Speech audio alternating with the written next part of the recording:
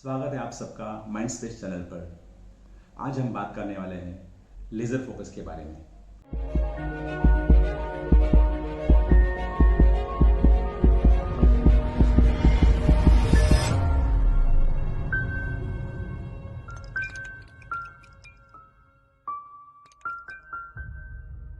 कोई भी काम करते समय हमें बहुत सारे डिस्ट्रैक्शंस आते हैं।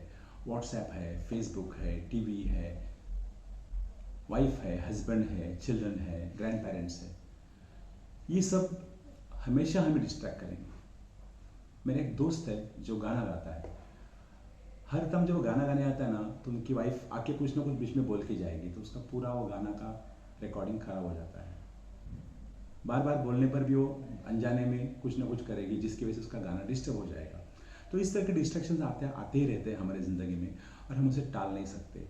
शहरी जीवन में तो हम जानते हैं, छोटे घर रहते हैं, उसमें थोड़ा बहुत वक्त मिलता है, उसमें से भी डिस्ट्रैक्शंस आते हैं, तो हमारा जो काम है वो अधूरा रहता है या पूरा नहीं होता है। तो इसीलिए हम जानना चाहते हैं आज लेज़र फोकस क्या होता है।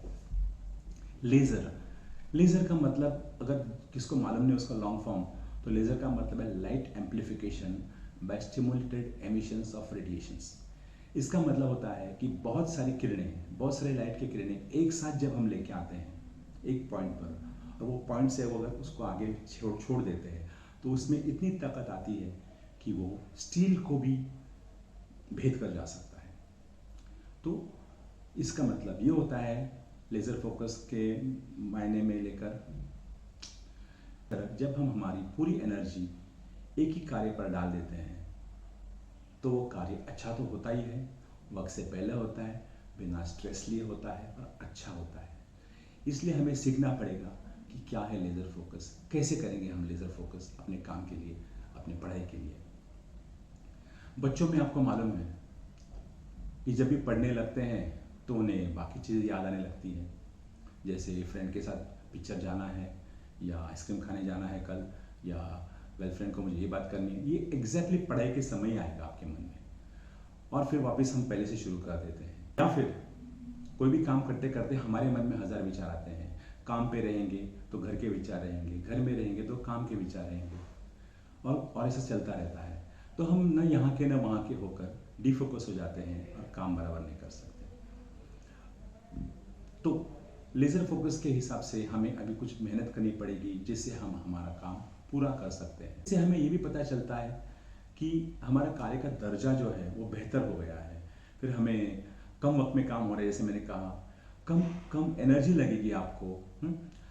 एक अच्छा अनुभव आएगा जो आगे वाले एक्सपीरियंसेस के लिए एक नया शुरुआत हो जाएगी, और एक नई नींव बिठाई जाएगी।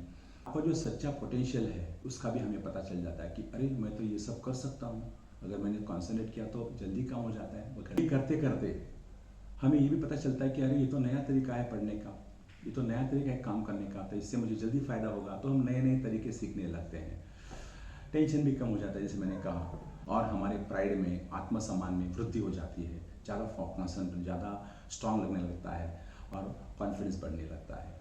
लेज़र फोकस का one of the best examples is Chanakya.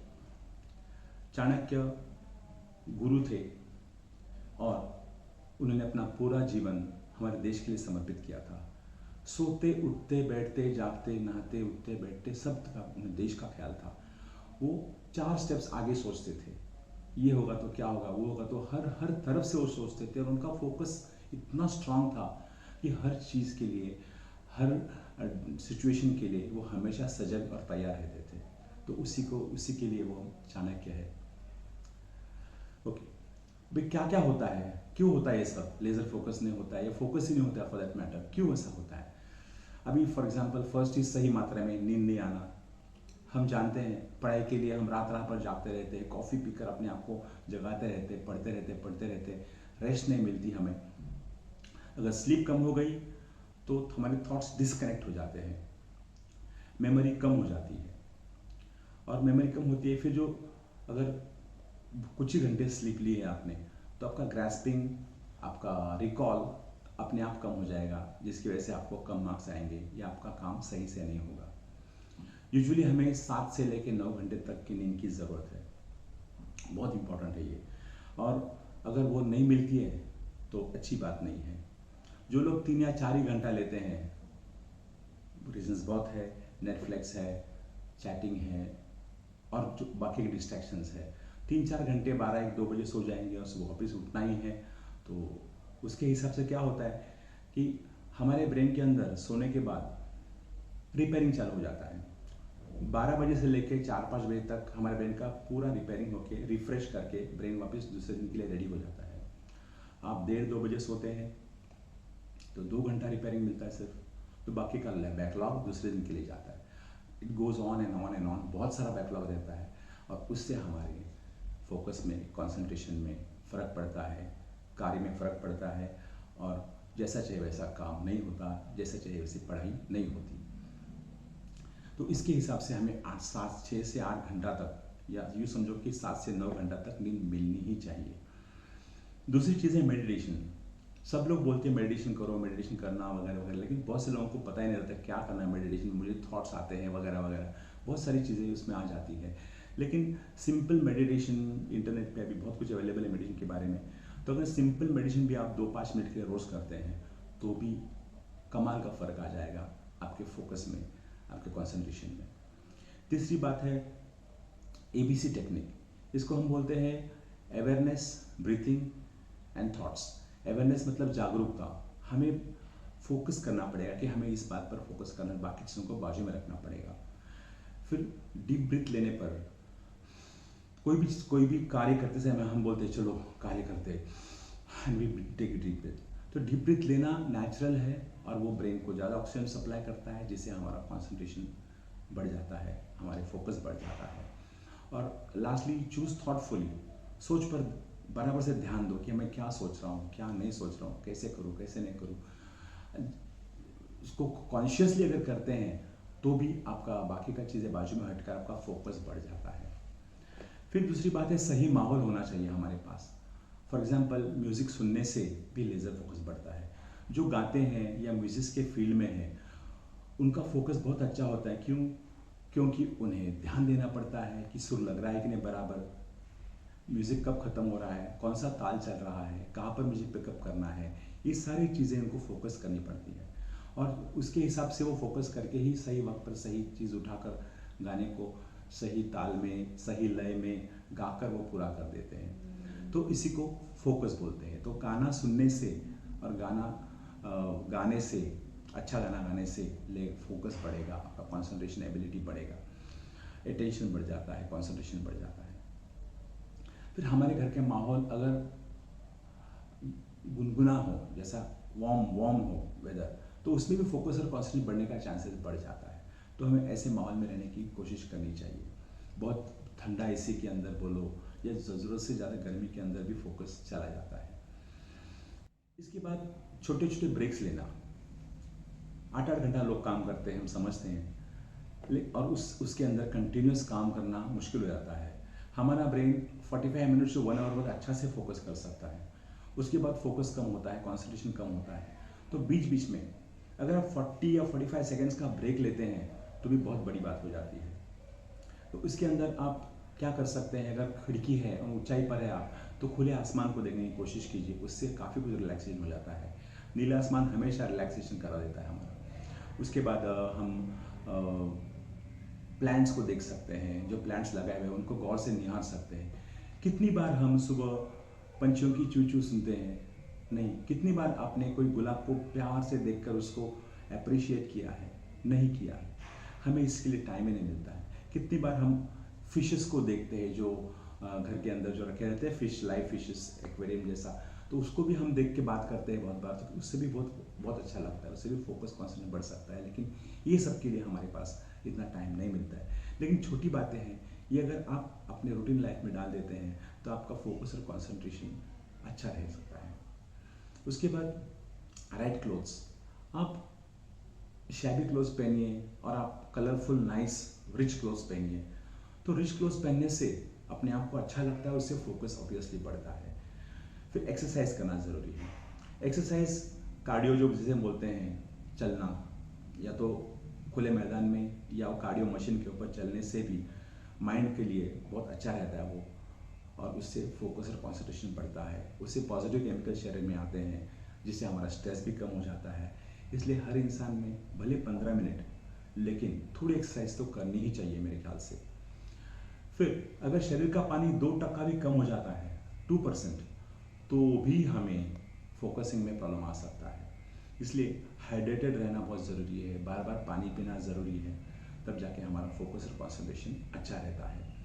यूँ मानो कि ब्रेन पानी के अंदर फ्लोट होता रहेगा, तभी उसको सही ढंग से अगर फ्लोट होता रहेगा तो कंसंट्रेशन और फोकस ऑप्टिमम रहता है। इसके अलावा जिसको डायबिटीज़ है, ये लोग जानते हैं कि हमारे ब्लड की शुगर की लेवल भी अगर थोड़ी कम हो गई, जैसा हाइपोग्लाइसेमिया जैसा फीलिंग आया, तो भी फोकस और कंसंट्रेशन कम हो सकता है। तो ये सब चीज़ों का ध्यान रखना चाहिए फोकस के लिए। फिर टू मेंटेन फोकस कैसा मेंटेन करें, उसके लिए कुछ चीज़ें करना ज़रूरी है। हमारा काम छोड़कर बाकी सब चीज़ों के लिए ना बोल दीजिए, नहीं नहीं नहीं। दूसरी बात, हमारा विजन क्लियर होना चाहिए कि हम क्या कर रहे हैं, हमें क्या करना चाहिए, हम कितने मिनट में हमको ये ख़त्म करना है। वक्त की पाबंदी रहेगी तो फोकस बढ़ जाता है। स्टूडेंट्स के लिए मैं ये कहूँगा कि फास्ट रीडिंग करोगे तो कंसंट्रेशन बढ़ जाता है, स्लो रीडिंग से डिस्ट्रैक्शन हो जाता है, दूसरे विचार मन में आ जाते हैं। फास्ट रीडिंग कीजिए, लेकिन अंडरस्टैंडिंग को कॉम्प्रोमाइज़ मत कीजिए। जैसे यूँ समझिए कि आप ट्रेन में से जा रहे हैं और आपको एक छोटा सा न्यूज़ देखना है, पूरा पढ़ लेना है, स्टेशन आने वाला है 2 मिनट में, तो कितने फास्ट पढ़ेंगे आप? तो उतने फास्ट पढ़ के उसका गिस्ट लेने की कोशिश कीजिए। उतना फास्ट रीडिंग करेंगे तो आपका कंसंट्रेशन ज़्यादा बढ़ जाएगा।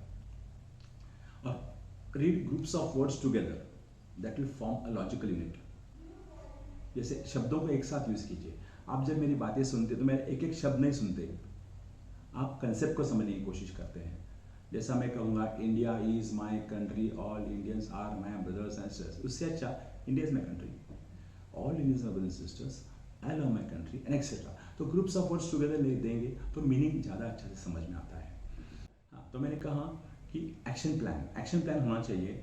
बहुत बड़ा प्रोजेक्ट है तो उसके छोटे छोटे टुकड़े करके आप एक एक टुकड़े को पूरा कीजिए, और दूसरे पे जाइए, फिर तीसरे पे जाइए और चौथे पे जाइए। ऐसा करके आप वो कार्य जल्दी संपन्न कर सकते हैं, जल्दी फिनिश कर सकते हैं। लास्टली, फोकस, कंसंट्रेशन, अटेंशन के लिए हमारा शरीर और मन दोनों को अच्छा होना, स्वास्थ्य होना बहुत ज़रूरी है। कोई भी शारीरिक बीमारी हो, आपको बुखार हो या पेट में दर्द हो या जो भी हो, तो हमारा कंसंट्रेशन नहीं लगेगा, हम कोई भी काम बराबर से नहीं कर सकते। उसी तरह से ज़रूरत से ज़्यादा स्ट्रेस है, डिस्टर्ब है हम किसी चीज़ से, कोई चीज़ परेशान कर रही है हमें, कोई डेडलाइन आपको परेशान कर रही है, तो उस समय भी हमारा फोकस और कंसंट्रेशन कम हो सकता है। तो वेल इन एडवांस प्लानिंग करके अगर हमने सब कुछ करने की कोशिश की तो ठीक रहेगा। बट बहुत सारी बीमारी जैसे डिप्रेशन है या माइंड से रिलेटेड कोई और डिसीजेस है, उसमें भी आपका फोकस कंसंट्रेशन कम हो सकता है। आपके स्किज़ोफ्रेनिया में हो सकता है, स्किज़ोफ्रेनिया, अर्ली स्किज़ोफ्रेनिया में, जैसे मैंने पहले एक इसमें कहा है कि डर लगना, घबराहट होना, अपने आप से बातें करना, बहकी बातें करना, ये सब चीज़ों की शुरुआत जो है तो स्कूल में बच्चों के ग्रेड्स कम होने लग सकते हैं, और फिर 6 महीना साल भर बाद पता लगेगा अरे ये तो कुछ और बीमारी हो रही है, जब तक हम डॉक्टर के पास जाते हैं तो बहुत देर हो चुकी होती है। तो अगर ज़रूरी नहीं कि वो स्किज़ोफ्रेनिया हो, लेकिन अगर ऐसा कुछ है जो कंसिस्टेंटली 2-3 महीने के ऊपर बच्चों का जो तरक्की है वो कम होती जा रही है, तो आपको चौकन्ना होना चाहिए और सही राय लेनी चाहिए। तो ये सब था लेज़र फोकस के बारे में। मुझे आशा है कि आप सबको इसके बारे में काफ़ी जानकारी मिली है। अगर आपको कोई सवालात है, आपको कोई क्वेश्चंस है, तो आप हमें पूछ सकते हैं। Thank you very much.